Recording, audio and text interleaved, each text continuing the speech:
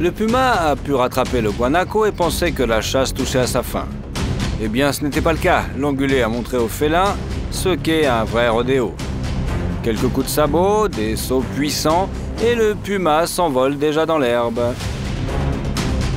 Il est clair qu'elle regrette de s'être froissée. Nous allons maintenant montrer d'autres cas où les chasses ont choisi les mauvais adversaires et l'ont regretté. Un tigre a repéré un jeune ours et a décidé de l'attaquer. Bien sûr, un prédateur aux pieds bondissants n'est pas une proie facile, mais cet individu est encore assez jeune et sa taille et son poids sont d'environ 1,5 fois inférieurs à ceux d'un tigre adulte. Mais seules des représailles rapides n'ont pas fonctionné, malgré tout l'avantage du chasseur rayé. Le jeune ours a opposé au plus gros chat sauvage du monde une riposte impressionnante. Le tigre a tenté de ronger la gorge de son adversaire, de lui asséner des coups de patte écrasants, de l'étrangler, mais il n'y est pas parvenu. Le tigre s'est trompé dans le choix de sa proie. L'ours, bien que petit, a une grande force. Il contre-attaque. Le tigre semble impressionné par cette audace. L'ours n'a aucune chance de terrasser le prédateur rayé. Les forces sont trop inégales. Mais les coups puissants que l'ours porte convainquent le tigre qu'il doit chercher une proie plus facile. L'ours se défend avec acharnement et on ne sait même pas à qui attaquer qui. Le prédateur, plus compact, se défait de chaque prise. L'ours est gravement blessé, mais il ignore la douleur et pousse le tigre. Finalement, le prédateur rayé se rend compte que si le combat se prolonge, l'ours le plus costaud, même s'il perd, sera capable de lui infliger une lourde blessure. Le prédateur doit penser à l'avenir. Il mène une vie solitaire et si maintenant il obtient son dîner au prix d'une blessure, il ne pourra plus chasser pendant plusieurs jours, voire plusieurs semaines. Et c'est déjà dangereux pour la vie. Le tigre doit donc encore battre en retraite. Cet ours a montré qu'il n'était pas une proie, mais une bête dont la fureur est à craindre. Pouvez-vous imaginer à quel point il sera coriace lorsqu'il sera en pleine possession de ses moyens? Ce n'est pas le seul incident de ce genre. Ici, le tigre a rencontré 2 ours à la fois. Il faut féliciter le chasseur rayé. Il faut du courage pour s'attaquer à 2 prédateurs de cette taille. Même s'ils sont généralement inférieurs aux félins, l'un d'eux se bat farouchement pour sa vie, endure les coups de l'agresseur rayé, mais ne tombe pas et répond de manière écrasante. Le deuxième ours n'intervient pas, effrayé.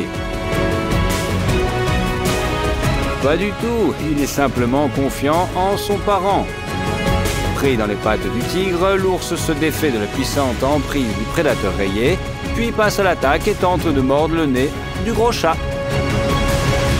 Le tigre recule et c'est ce qui le sauve. Il ne s'attendait pas à une telle audace de la part de son adversaire. Pendant ce temps, le deuxième ours est prêt à intervenir à tout moment. Il observe. Mais son aide n'est pas nécessaire. Le tigre a dû battre en retraite.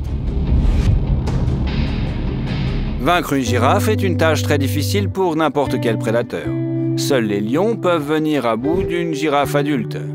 Mais seulement si toute la troupe attaque et si l'agilité des femelles est soutenue par la puissance d'écrasement des mâles. Il est extrêmement rare que 3 ou 4 lionnes parviennent à tuer une jeune girafe. Ici aussi, les félins ont cru pouvoir le faire sans le soutien du gros de la troupe, et ils en ont payé le prix. La lionne a réussi à sauter sur la girafe et à la chevaucher. La lionne a réussi à sauter sur la girafe, mais oui, il faut reconnaître qu'elle a une bonne prise, mais elle ne peut pas arrêter le plus grand animal de la planète. Après s'être libérée de son environnement, la girafe court facilement, même avec un cavalier sur son dos. La lionne ne supporte pas ce rythme, personne ne l'a préparée à ce rodéo. Elle tombe sous les pieds de la girafe. Pensez-vous que c'est la fin? Non. Le rusé herbivore ne se contente pas de survoler la lionne, il la piétine. La girafe mélange littéralement la lionne à la poussière et piétine le prédateur. Heureusement, la lionne a survécu, mais elle se souviendra longtemps qu'il ne faut pas se frotter à une girafe. En fait, la lionne a eu de la chance que la girafe ne fasse que la piétiner. Un coup de pied volontaire de cet animal peut tout simplement briser le crâne d'un chat prédateur. La querelle entre les lions et les hyènes est bien connue. Ces prédateurs sont des concurrents directs et se battent littéralement entre eux. Force est de constater que ce sont souvent les lions qui sortent vainqueurs. Un seul mâle peut dominer 4 hyènes et disperser tout un groupe d'adversaires. Il arrive souvent qu'une meute de plus d'une douzaine de hyènes entoure 3 ou 4 lionnes après une chasse fructueuse. Avec un tel avantage numérique, les hyènes assiègent littéralement leurs ennemis. Au minimum, elles veulent leur prendre leur repas durement gagné. Au plus, elles veulent tuer les lionnes elles-mêmes. Et bien souvent, c'est l'apparition soudaine du mâle qui fait échouer ses plans. Le puissant lion se lance dans la bataille, frappe les hyènes par le flanc, les disperse et avec un peu de chance brise la nuque de la plus lente d'entre elles. D'ailleurs, à part les hyènes, le principal rival d'un lion est un autre mâle. Si tu veux en savoir plus sur la façon dont ils se battent et rivalisent, écris-le dans les commentaires. Ce Game of Thrones vaut la peine d'être regardé.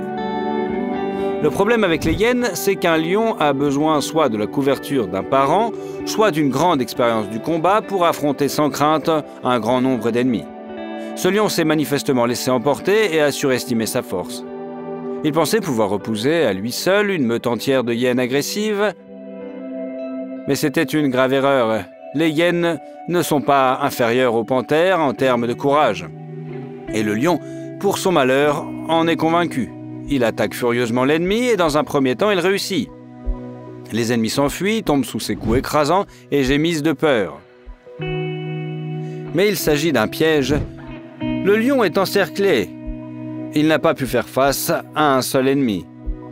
Dès que le roi des animaux a tué une hyène, il a été immédiatement attaqué par d'autres, par derrière, par les flancs, comme si elle venait de nulle part. Le lion ne pouvait donc en finir avec aucun de ses ennemis. Il s'est avéré que les hyènes sont douées pour se couvrir les unes les autres, distraire le prédateur et frapper des points douloureux. Il était impossible de supporter leurs morsures. La force des mâchoires d'une hyène est suffisante pour briser les os. Remarquez que le lion est la plupart du temps assis. Ce n'est pas parce qu'il est en état de choc et ses genoux ne tremblent pas. C'est simplement que les hyènes l'attaquent à son point le plus vulnérable, son aine. Le mâle ne s'attendait pas à une telle méchanceté. Pour sauver toutes les parties de son corps, il doit se mettre sur la défensive. Et ce n'est pas ainsi que l'on gagne un combat contre un adversaire numériquement supérieur. Regardez le désespoir dans les yeux du prédateur.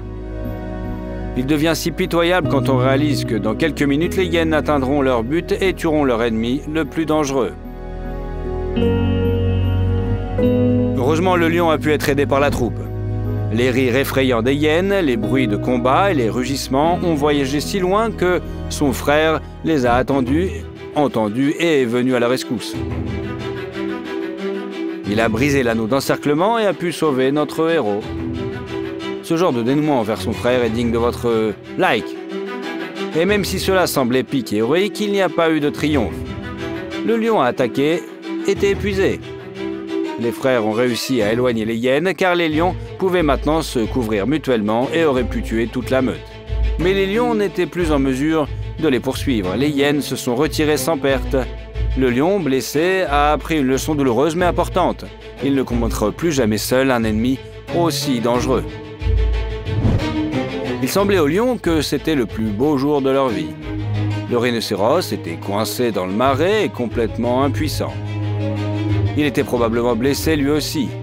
Sinon, pourquoi aurait-il posé sa tête sur le sol comme ça? Ce cuirassé est armé d'une énorme corne acérée, cette créature qui pèse environ 3 tonnes est habituellement invulnérable face au lion. Mais ici, c'est différent. Ils commencent à encercler leur proie, resserrant lentement l'anneau. Voyez comment les prédateurs inclinent la tête, affamés par leur proie.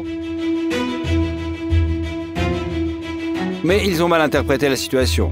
Le rhinocéros n'était pas coincé dans le marais. Il prenait juste un bain de boue et n'a même pas réalisé tout de suite pourquoi ces chats effrontés le regardaient comme s'il s'agissait d'un déjeuner.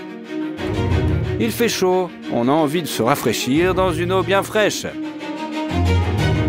Et ces chats effrontés ont tout gâché. Lorsque les chats prédateurs se sont approchés suffisamment près, le rhinocéros est sorti de la boue sans la moindre effort pour donner une douloureuse leçon à ses hôtes. Les jeunes et inexpérimentés deux mâles et une femelle étaient tout simplement choqués.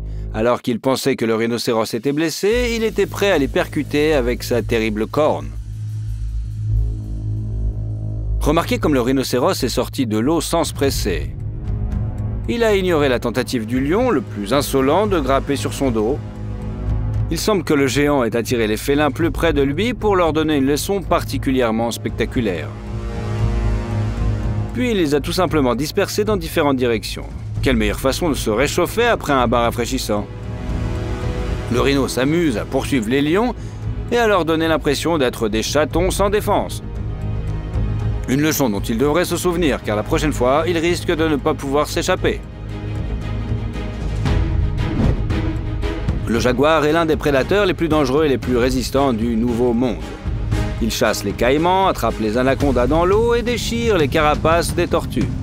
Mais lorsque la panthère tachetée a rencontré cet animal à l'allure extraterrestre, elle a été quelque peu désorientée.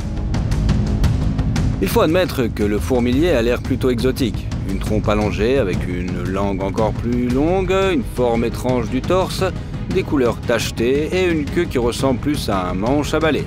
Il semble qu'une créature aussi étrange soit sans défense face au troisième plus grand félin du monde. Après tout, le fourmilier est un prédateur au profil étroit. Toute son attaque n'est adaptée qu'à la consommation de fourmis et de termites. Mais ces particularités lui ont conféré une sorte de super pouvoir. La confrontation constante avec les nombreux insectes qui défendent leurs repères a rendu la peau du fourmilier peu sensible. Et sa fourrure résistante s'est transformée en un véritable semblant d'armure. Les pattes avec lesquelles il déterre, ravage et détruit les termites sont aussi solides que les godets d'une petite pelleteuse. Elles sont armées de griffes recourbées en faucilles réunies en une seule lame d'une force écrasante. Et le fourmilier n'a pas peur de mettre cette arme redoutable en action. L'animal se dresse habilement sur ses pattes arrière et s'apprête à frapper par le haut, transperçant l'arrière de la tête, traumatisant le crâne, la colonne vertébrale et le corps de l'ennemi. Le fourmilier déterminé se révèle être une véritable brute qui n'a pas peur du jaguar, mais qui au contraire est le premier à attaquer pour effrayer l'ennemi. Lorsqu'une créature aussi étrange s'approche de toi, tu recules involontairement de quelques pas, n'est-ce pas? Qui sait ce que cette bête peut faire? Le jaguar a dû battre en retraite et chercher une proie plus facile. Un crocodile par exemple ou un cerf. Quant au fourmilier, il continuera à parcourir la jungle à la recherche de termites et de petites fourmis.